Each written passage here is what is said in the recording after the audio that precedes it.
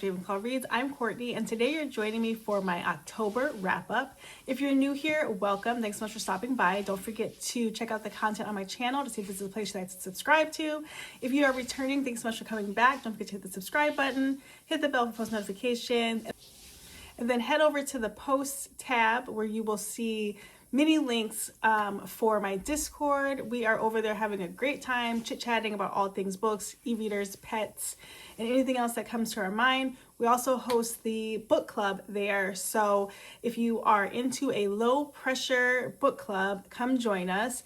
This month of November, we are reading Wreck. And so that is by the same author of Sandwich. Super excited about that one. We've been reading romances, and this is our first time going into lit fic. Everybody was ready to mix it up a bit. We vote on a bunch of books, we pick the one we like, and we move forward. So check it out. It is a good time. Okay, so if you've been following me for a while, at the end of every month, I always do a wrap up of all the things that I read. And these are just quick overviews of the books and what I thought about them. If you want more in-depth review content, check out the weekly wrap-ups. I do those every week. And then this month, I'm doing something different with my TBR. I've done this in the past where I do a weekly TBR. I'm going to do that. Right now, I have about 16 or so books on my list that I want to read.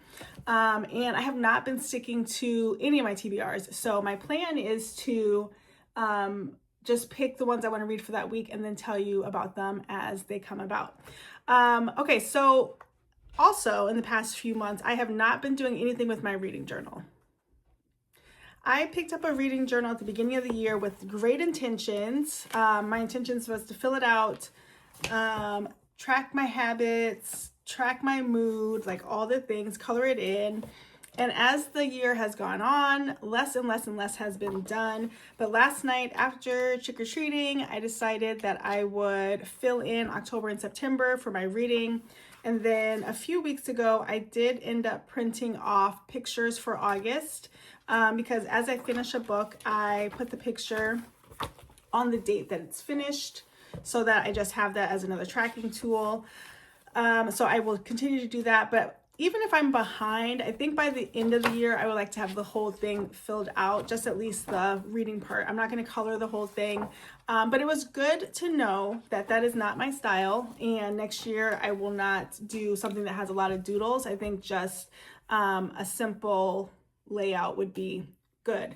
Okay, so for October, let's talk about all the things that I read.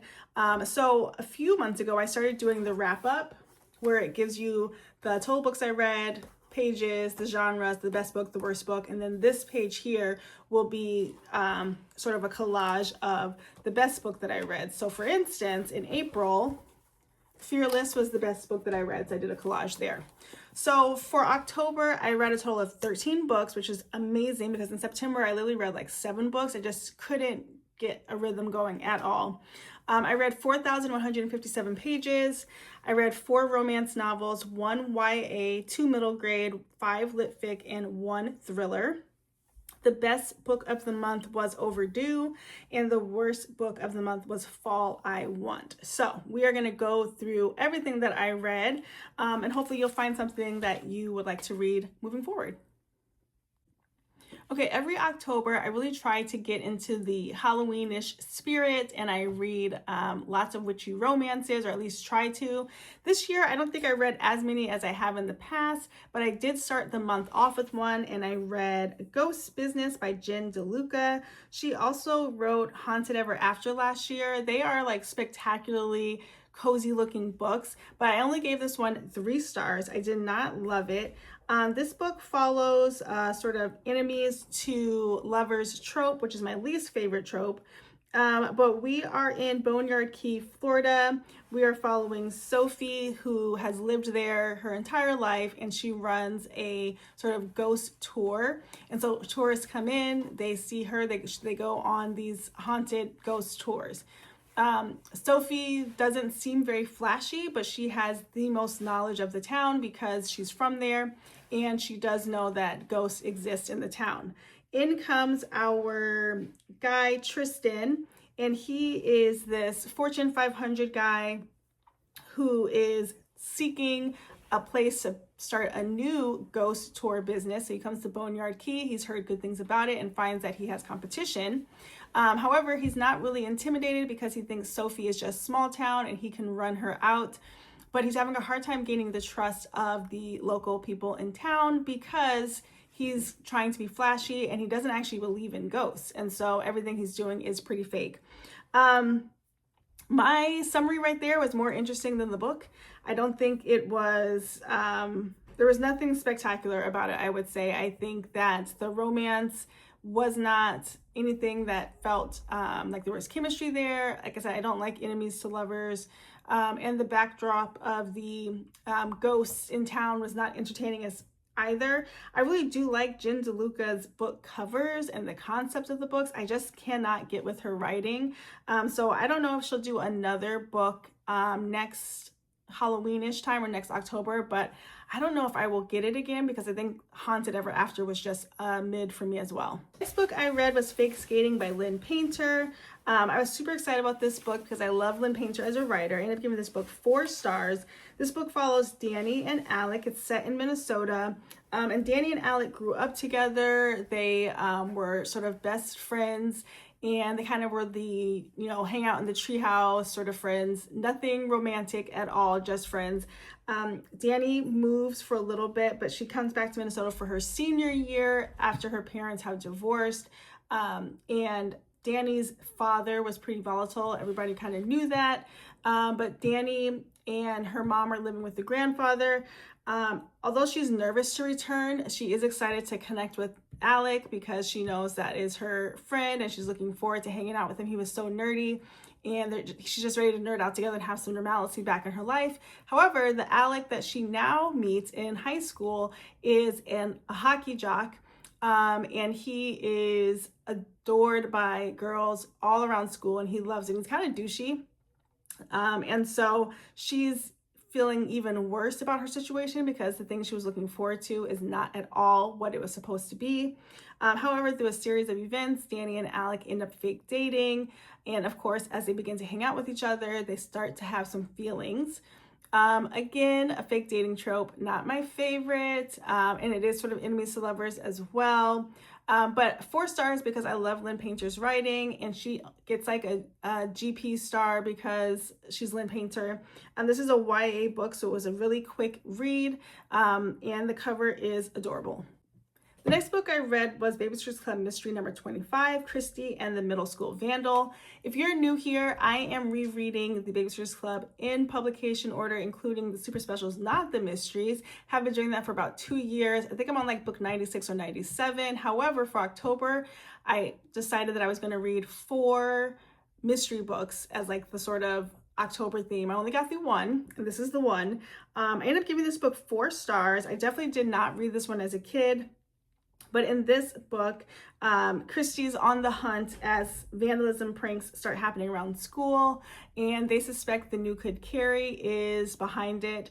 But there is a sort of treasure hunt type thing where the Babysitters Club have to figure out these puzzles in order to figure out who is doing the mystery or who's doing the vandalism. So in most of the mysteries, the whole concept is unrealistic. If there's vandalism happening in the school, why would 5 or 6 13-year-olds be on the case? But I think that's the best part about the mysteries is that they are so preposterous that like you just have to fall for them because you're in it. I'm not a Christy fan because she's very over the top. But it was a 4 star for me because I had not read it. Okay, the next book I read was There's Pumpkin About You. That was our October read in the book club. I ended up giving this book 4 stars. This book follows, Ren and August. And Ren is a party planner and she's looking to give her best friend the best 30th birthday party, and she wants to do it at the Finch Farms, which is where August works, his family farm. She goes to sort of check it out and she encounters him. He's cranky, he's grumpy, he has no interest in using his land or farm for anything party-wise, but she does convince him that it would be a good way for them to partner, and he could eventually get some deals with event planning and different events at the farm. And although he's against it, they do need money. And so they agree to this sort of partnership. It is a grumpy sunshine. Obviously, as the planning continues, August comes out of his shell a little bit more. Rin and August get close. Bada bing, bada boom, it's a romance. So pretty good. 4 stars for that one. The next book I read was These Heathens by Mia McKinsey. I give this book 5 stars. I actually heard about this book on a different channel and was so amped once I heard about the description. I've talked about it quite a bit this past month, but These Heathens follows our main girl. What is her name? Doris. Doris is a 17-year-old in 1960s Georgia. She's no longer attending school. She's dropped out to help her family. I like to raise the siblings. The mom is sick. The dad works a lot, so she is left to support the family. However, she ends up pregnant and needs not to be. So she goes to the last teacher she had, which she felt really close to see about getting an abortion. Now, abortions were available in her area. There were some midwives that could do it. However, all the midwives that she knew also went to her church. So she knew that would get out and it would be a big to-do. So the teacher actually helps her, connects her to a friend she has in Atlanta, and they take a weekend down to Atlanta to try to get this abortion. While the abortion is delayed day after day after day, Doris gets an opportunity to sort of discover what life is like outside of a rural community. She's able to see African Americans in the area being very affluent and having these wonderful parties and like all of these things that she has not been accustomed to seeing.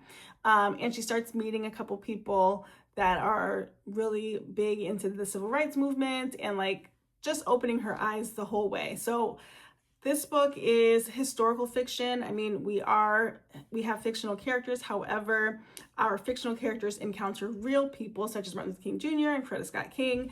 And obviously the situation is real. So I thought this book was really inventive. It did get a little bit long, but it didn't take away from the star rating. I thought it was something that I had not seen before. And then I actually ended up reading another Mia McKinsey book at the end of the month, and also liked that one too. Next book I read was Soul Searching by Lila Sage. I was so excited to read this one because I really liked Lila Sage's Rebel Blue series. This is a new paranormal series. I was a little hesitant when it said paranormal, but it's not that kind of paranormal. In this book, we follow Collins and Brady. Yes, Collins and Brady.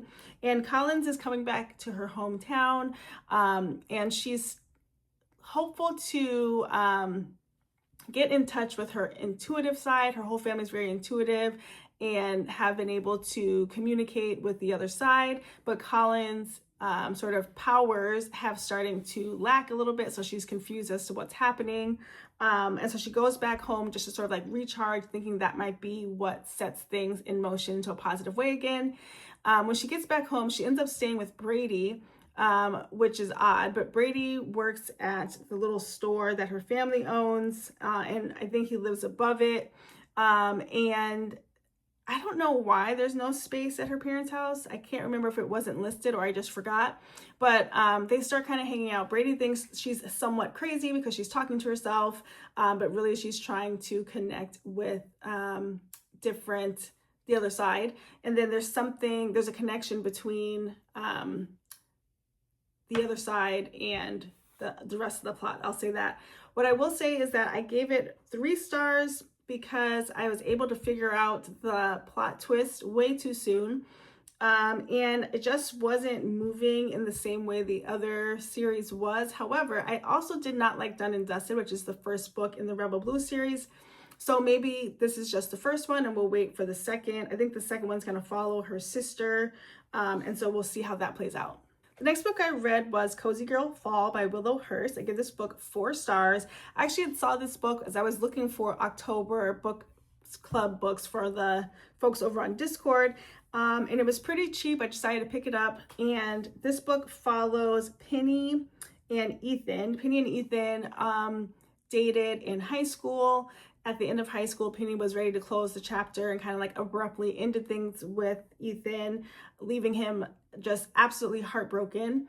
But now Penny's coming back, You guys know I love a story where the main girl comes back to her hometown, trying to like regather her life, and she's working at her parents' sort of apple orchard. And Ethan now works there as well. So now she's having to confront things that happen between her and Ethan. And they have to decide, will they rekindle things? Ethan is more than willing to rekindle things. But Penny's best friend is Ethan's sister, who is more cautious on behalf of Ethan and wants Penny really to think about things before it's rekindled. And Penny does as well. She doesn't want to hurt Ethan again, but sparks do fly. It's a romance. You know how it goes. I thought it was really cute, especially for something that I hadn't even heard about. So I definitely recommend.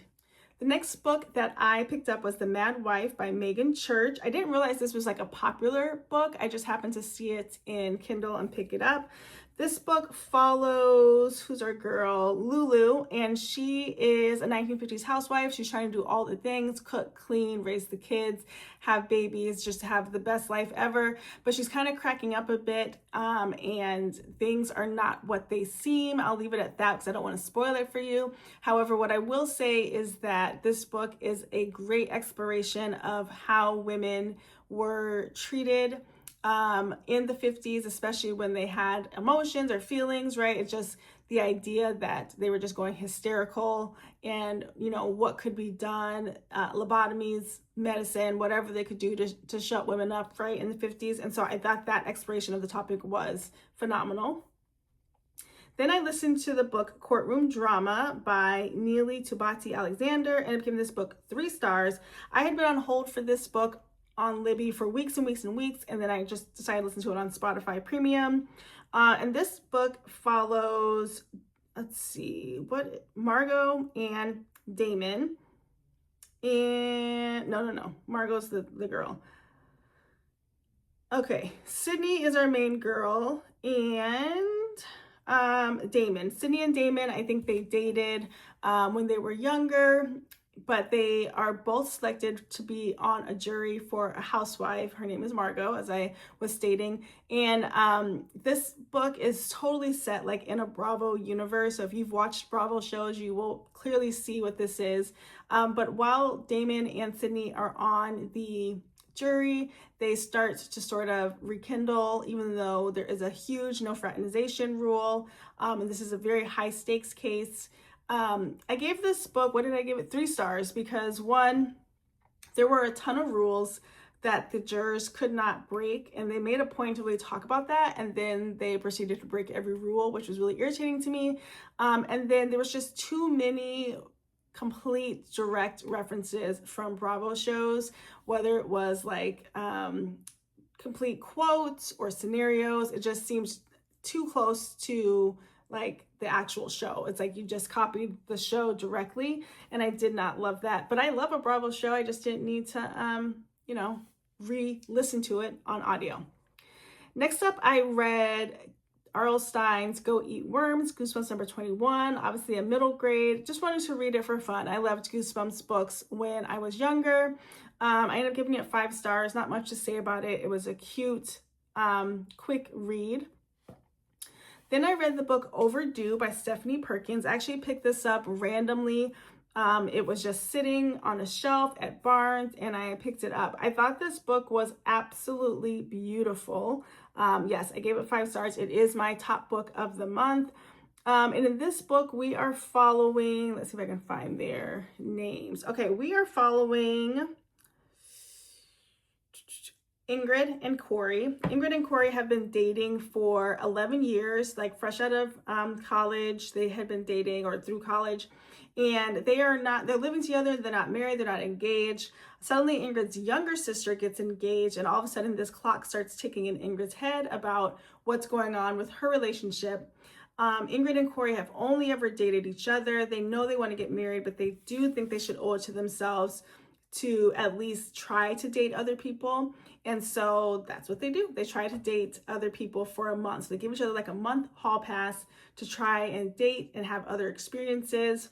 And during that month, Ingrid immediately thinks about her coworker. She works in a library, which is like my favorite backdrop.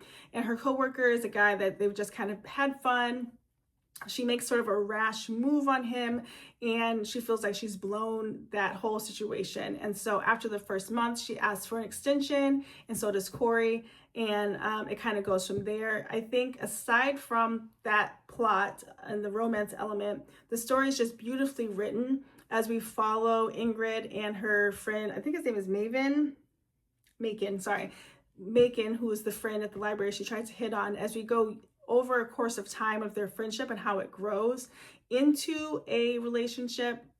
But the support that Macon has for Ingrid throughout the story is just so touching. I thought it was beautifully written. I've never read anything by Stephanie Perkins, but as soon as I finished that, I was looking for any other book I could get my hand on from her, because it just was a really beautiful, beautiful story. I can't recommend that book enough. The next book I read was Fall I Want by Lyra Parrish. I gave this book 3 stars. I can't even let me just think what this is about. Okay, so, oh, that's right. Okay, so this book follows Zane and who's the girl? The girl's not listed. It's written from her perspective, but follows a girl who has a fake dating relationship with Zane Alexander, who is a famous hockey player and played with her ex-boyfriend, and they fake date to essentially make the ex jealous. However, this book got 3 stars from me because it started out pretty cute and fast-paced. Like the first 50, 60, 70 pages just blew through them. And then when the fake dating started, it just became so unrealistic.